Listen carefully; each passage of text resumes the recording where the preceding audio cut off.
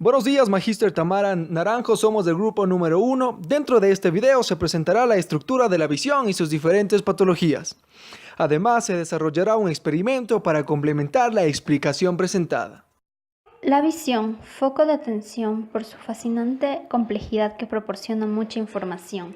Tiene como función traducir las vibraciones electromagnéticas de la luz en un determinado tipo de impulsos nerviosos que se transmiten al cerebro a través del nervio óptico.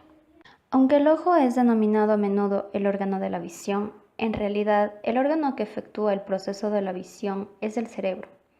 La función del ojo es traducir las vibraciones electromagnéticas de la luz en un determinado tipo de impulsos nerviosos que transmiten al cerebro a través del nervio óptico. La visión, catalogada como el foco de atención por su fascinante complejidad que proporciona mucha información, tiene como función traducir las vibraciones electromagnéticas de la luz en un determinado tipo de impulsos nerviosos que se transmiten al cerebro a través del nervio óptico. Nervio óptico. Es catalogado como el segundo par craneal. El nervio óptico es un nervio que conecta cada globo ocular específicamente desde la retina hasta el cerebro. La retina es la zona del ojo que recibe la luz. Es importante señalar que el nervio óptico es el responsable de transmitir la información recibida para que sea procesada por el cerebro. Está formado por 1.000.000 de axones y se originan en las células ganglionarias de la retina. Funciones del ojo. El ojo recibe los estímulos de los rayos de luz procedentes del entorno y los transforman en impulsos nerviosos. Estos impulsos llegan hasta el centro cerebral de la visión, donde se descodifican y se convierten en imágenes. La vista es uno de los 5 sentidos que nos permite comprender el mundo que nos rodea y desenvolvernos en él. Por otra parte, tenemos la anatomía de la visión. Desde la parte izquierda, como podemos ver en la imagen, tenemos al cuerpo ciliar, cámara anterior, córnea, pupila, cristalino, iris, nervio óptico, coroides, esclera y retina. Bulbo ocular. Cabe recalcar que el bulbo ocular es toda la estructura en sí del ojo y consta de 3 túnicas concéntricas que encierran los medios transparentes a través de los cuales deben pasar la luz antes de alcanzar las retinas sensitivas, que es la túnica fibrosa, la túnica vasculosa y la retina. Córnea. Es una membrana fibrosa y transparente, de forma abombada, que constituye la parte anterior del globo ocular. Debajo de la membrana conjuntiva, es decir, una fina membrana protectora, y justo por delante del iris y la pupila. La córnea actúa como un lente natural transmitiendo la luz al ojo y los refleja y los retracta. No está vascularizada y se alimenta del oxígeno de las lágrimas y de la atmósfera, así como del humor acuoso en su parte anterior. Túnica fibrosa externa. Su función es protectora y constituyen los 5 sextos posteriores, esclera, y una parte posterior, córnea. Es decir, que constituye a la córnea y a la esclerótica. Esclerótica. La esclerótica es la capa opaca, fibrosa, protectora, externa del ojo que contiene colágeno y fibras flexibles, que forma el blanco del ojo. Permite a contener la presión dentro del ojo para protegerlo de posibles daños mecánicos y tiene como función dar forma al globo ocular y proteger a los elementos más internos. Se extiende desde la córnea, que es la sección frontal y transparente del ojo, hasta el nervio óptico en la parte posterior del ojo. La segunda túnica, conocida como túnica media o vascular, contiene al iris, cuerpo ciliar y coroide. El iris es la estructura de color que se encuentra debajo de la córnea y cuyo orificio central constituye la pupila. Su función principal es regular la cantidad de luz que entra en el ojo. Presenta un músculo de disposición circular que permite modificar el tamaño de la pupila. Por eso, cuando está muy oscuro, la pupila se dilata para que entre más luz, y cuando está muy claro, hay un día soleado, esta se contrae. El cuerpo ciliar es importante porque se encarga del enfoque de la imagen, ayudando a la hidratación de los ojos. La última túnica es la túnica interna y esta solo contiene a la retina. La retina es una membrana sensible, situada en el fondo del globo ocular. Tiene células receptoras de luz especializadas llamadas conos y bastones. Estas células se encargan de transformar la luz en mensajes eléctricos que son llevados al cerebro por el nervio óptico. Los conos contienen receptores con las tonalidades de color y los bastones se encargan de enfocar la luz y la oscuridad. Contiene músculos ciliares y se encarga de los procesos ciliares. La coroide es de color rojo. Tiene vasos sanguíneos y tejidos conectivos. Este suministra nutrientes a la parte interna del ojo. Su inflamación se conoce como coroiditis. El humor acuoso se encuentra en la cámara anterior y posterior del ojo. Conexión entre los ojos y el encéfalo. Los axones de las células ganglionarias de la retina llevan la información al resto del encéfalo. Ascienden a través del nervio óptico y alcanzan el núcleo geniculado lateral dorsal del tálamo. Este núcleo recibe este nombre por su parecido con una rodilla doblada. Está formado por 6 capas de neuronas y cada una de ellas recibe aferencias solamente desde uno de los ojos. Las neuronas de las 2 capas internas tienen los cuerpos celulares más grandes que los de las neuronas de las 4 externas. Por esta razón, las 2 capas internas son llamadas capas magnocelulares y las 4 externas capas parvocelulares.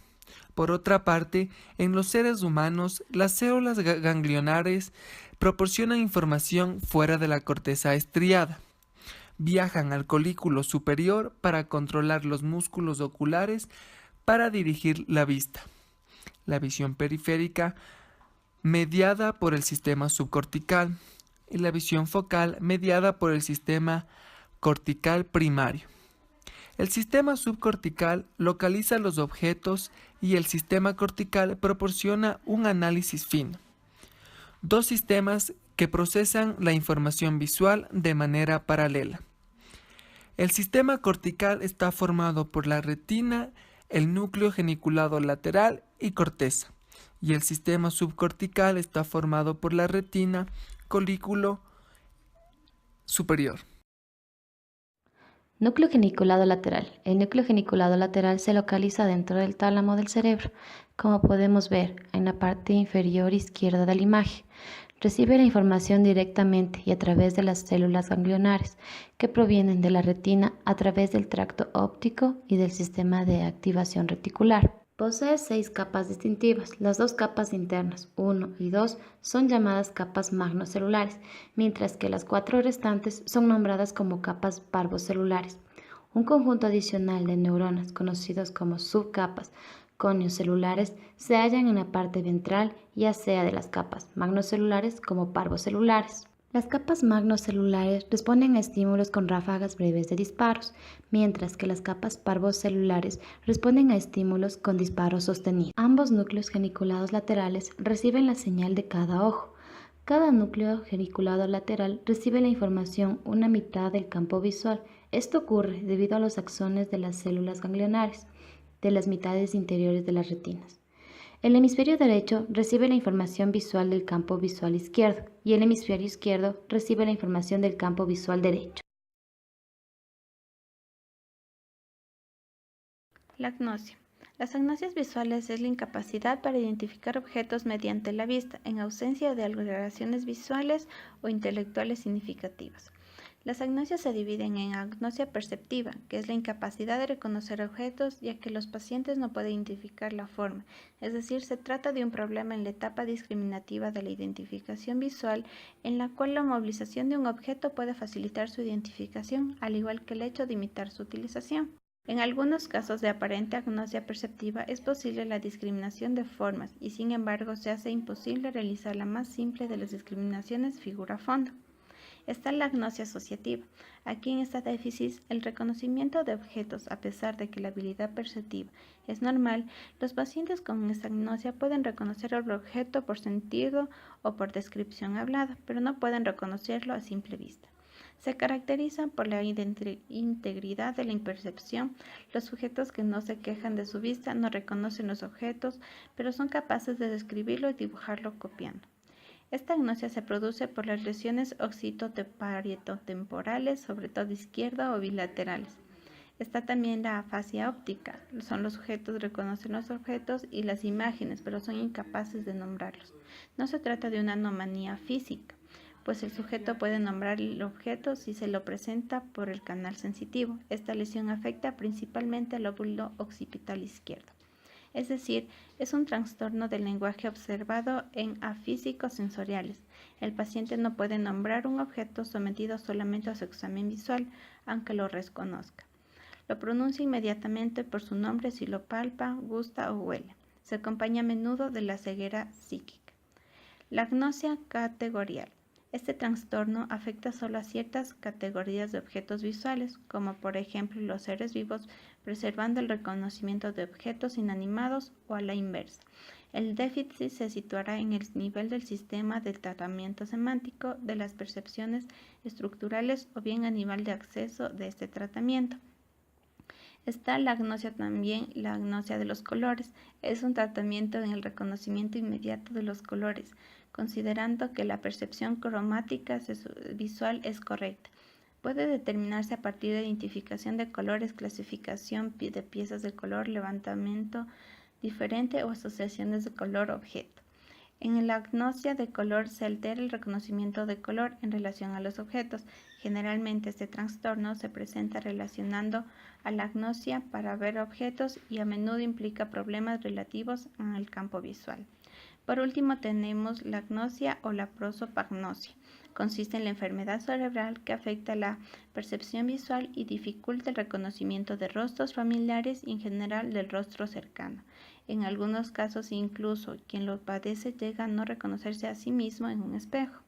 Es decir, esta es una lesión bilateral o derecha de occipitales, producen falta en el reconocimiento de las caras familiares, pero en el paciente puede reconocer por la voz, la forma o el andar.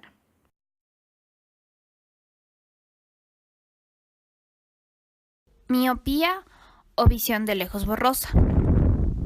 Consiste en un defecto de refracción, donde en la mayoría de los casos la córnea es demasiado grande, por lo cual la luz de los objetos llega antes de la retina, lo cual produce una imagen borrosa que llegará al cerebro. Este puede ser un defecto congénito y nacemos con él en la mayoría de casos. El astigmatismo consiste en una curvatura de la córnea que tiene forma de fútbol americano. Esta provoca que la luz llegue o mucho antes de la córnea o mucho después, lo que no permite enfocar de manera correcta y la imagen se vea distorsionada. Usualmente va acompañada de miopía y de hipermetropía. Hipermetropía consiste en la imposibilidad de ver con claridad objetos próximos y se debe a un defecto de convergencia del cristalino, que hace que los rayos luminosos converjan más allá de la retina. El ojo no dobla la luz adecuadamente y estas imágenes no se enfocan. Los objetos distantes usualmente se ven claramente, pero los cercanos se ven borrosos. Hola Matías, ¿cuántos años tienes? 12. Ya. Te voy a enfocar una imagen y quiero que me digas qué ves después de 2 minutos. Ya. Cuando enfoques otro sitio del cuarto.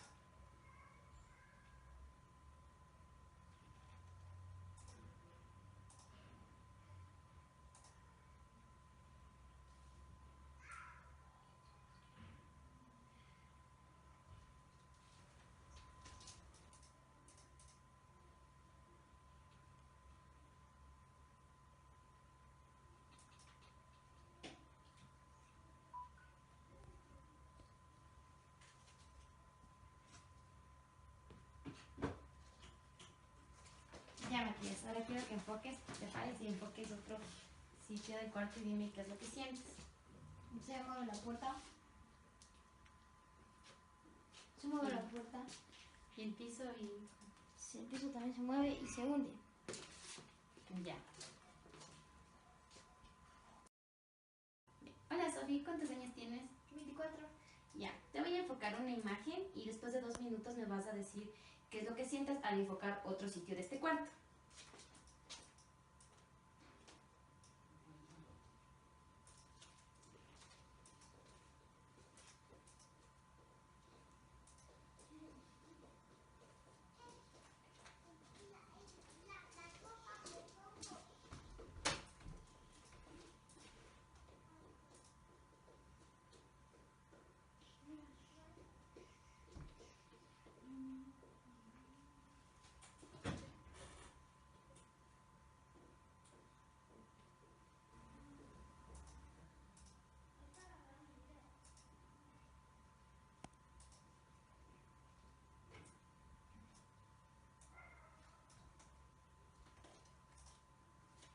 Ya. Ahora párate y enfoca a otro sitio que no sea el televisor. Y dime qué es lo que sientes. Sensación de mareo. Ya. Las células ganglionares de la retina codifican información acerca de las cantidades relativas de luz que inciden en el centro y la periferia de sus campos receptores. La corteza striada ejecuta un procedimiento adicional a esta información que se transmite por la corteza de asociación. Lo que sucede en el video es que al sujeto al mirar durante un tiempo la imagen, que constaba de un punto y líneas diagonales en direcciones contrarias, percibía que ésta se movía. Mas lo que en realidad sucedía era que centraba su atención en el punto rojo. La corteza striada ejecuta un procedimiento adicional a esta información que se transmite por la corteza de asociación. Lo que sucede en el video es que al sujeto al mirar durante un tiempo la imagen, que constaba de un punto y líneas diagonales en direcciones contrarias, percibía que ésta se movía. Mas lo que en realidad sucedía era que centraba su atención en el punto rojo y las líneas. Las células ganglionares de la retina codifican información acerca de las cantidades relativas de luz que inciden en el centro y la periferia de sus campos receptores. Diagonales y contrastadas creaban una ilusión de movimiento, ya que la percepción del ojo humano es en diagonal, así se ubica en este espacio tridimensional. Además, como se sabe, si por un conocimiento previo se captan diferentes formas. En este caso, cuando el sujeto dejó de mirar la imagen y enfocó su percepción visual en otras cosas, obtenía el mismo resultado. Parecía una especie de ondas que a veces que temblaban o que era más profundo el piso. Además, como se sabe, si por un conocimiento previo se captan diferentes formas. En este caso, cuando el sujeto dejó de mirar la imagen y enfocó su percepción visual en otras cosas, obtenía el mismo resultado. Parecía una especie de ondas que a veces que temblaban o que era más profundo el piso.